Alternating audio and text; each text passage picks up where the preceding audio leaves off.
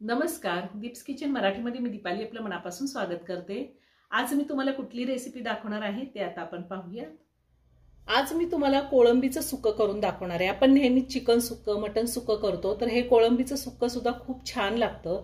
तर त्यासाठी मी इथे सोललेली कोळंबी घेतली आहे। 300 ग्रॅम कोळंबी आहे आणि कोळंबी मधला धागा काढून घेतलाय। कोळंबी स्वच्छ धुवून घेतलेली आहे।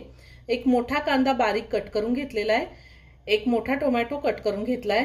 3 ते 4 कोकम घेतलेले। 1 वाटी ओलं खोबरं घेतले। 1 इंच आलं, 10-12 लसणाच्या पाकळ्या, थोडी कोथिंबीर आणि अर्धा चमचा आलं लसणाची पेस्ट घेतलेली आहे। अर्धा चमचा हळद लागणार आहे आपल्याला। 1 चमचा बेडगी मिरची पावडर ही कलर साठी घेतली। 1 चमचा चिकन मसाला पावडर घेतलेली आहे। अर्धा चमचा रेग्युलर लाल तिखट आहे, हे जास्त तिखटवाला आहे।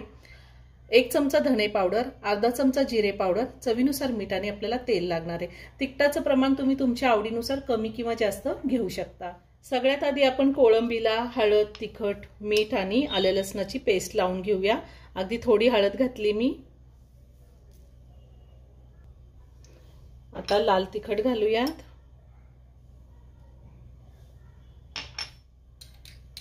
थोडंसं मीठ घालूया, जास्त नाही, अगदी थोडं मीठ घातलंय आणि आलं लसणाची पेस्ट। आता हे सगळं व्यवस्थित मिक्स करून घेऊया। तिखट, मीठ, हळद आणि आलं लसणाची पेस्ट मी लावून घेतलेली आहे। मी इथं मिक्सरचं भांडं घेतलंय, त्यामध्ये ओलं खोबरं काढून घेते। त्यातच आलं घालूया, लसूण घालायचं आहे, हळद घालायची थोडी, पावडर मसाले सुद्धा मी आत्ताच घालणार आहे। बेडगी मिरची पावडर, चिकन मसाला नसेल तर मटन मसाला वापरला तरीही चालेल आणि मटन मसाला नसेल तर गरम मसाला वापरला तरीही चालेल। धने पावडर, जिरे पावडर आणि लाल तिखट। आता ह्यामध्ये मी थोडंसं पाणी घालणार आहे आणि हे आपल्याला बारीक वाटून घ्यायचे मिक्सरला। पाणी थोडंच घालायचंय, जास्त घालायचं नाही। आपलं वाटण तयार करून झालेलं आहे, आपल्याला असंच बारीक वाटून घ्यायचंय। मी गॅसवर कढई ठेवली, त्यामध्ये 3 चमचे तेल घातले। तेल थोडं जास्त घातलंय, तुम्हाला जर कमी वापरायचं असेल तेल तर तुम्ही वापरू शकता। तेल गरम झालंय, तेलामध्ये मी कांदा घालते। तुम्हाला जर कढीपत्ता आवडत असेल तर तुम्ही ह्या टायमिंगला कढीपत्ता सुद्धा घालू शकता। कांदा मी साधारण 2 मिनिटं परतून घेतलेला आहे। आता आपल्याला ह्यामध्ये टोमॅटो घालायचा आहे आणि टोमॅटो सुद्धा आपल्याला मऊ होईपर्यंत शिजवून घ्यायचा आहे। साधारण 2 ते 3 मिनिटं मी टोमॅटो चांगला शिजवून घेतलेला आहे। छान मऊ झालाय टोमॅटो। आता थोडीशी कोथिंबीर घालते आणि त्यातच आपण जे वाटण तयार करून घेतलंय ते वाटण घालायचे। मी सगळं वाटण घातलेलं आहे आणि आता हे वाटण मी चांगलं तेल सुटेपर्यंत परतून घेणार आहे।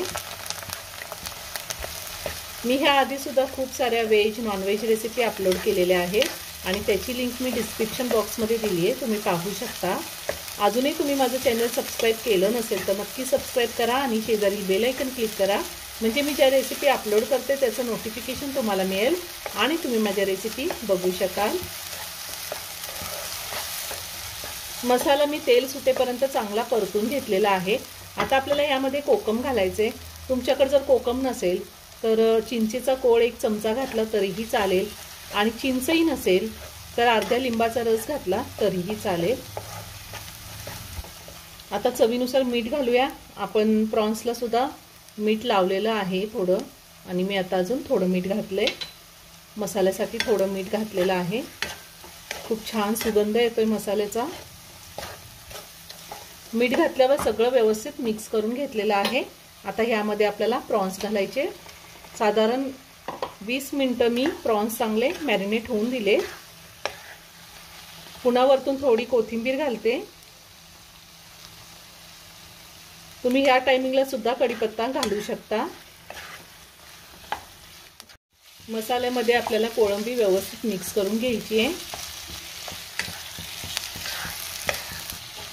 गॅसची फ्लेम हाय टू मीडियमवर ठेवून मी साधारण कोळंबी 2 मिनिटं चांगली परतून घेतलेली आहे। आता मी गॅसची फ्लेम लो टू मीडियमवर ठेवणार आहे आणि झाकण ठेवून ही कोळंबी साधारण 5 मिनिटं मी शिजवून देणार आहे। त्या 5 मिनिटात आपण 1 ते 2 वेळा चांगली मिक्स करून घ्यायची आहे, म्हणजे खाली लागणार नाही। साधारण 6 मिनिटं झालेली आहे। ह्या 6 मिनिटांमध्ये मी 2 वेळा व्यवस्थित मिक्स करून घेतलं होतं आणि कोळंबी चांगली शिजलेली आहे। कोळंबी शिजायला जास्त वेळ लागत नाही, कोळंबी एकदम छान शिजली आहे। आता वरतून मी थोडी कोथिंबीर घालते आणि एका बाउलमध्ये काढून घेते। खूप छान झाली आहे।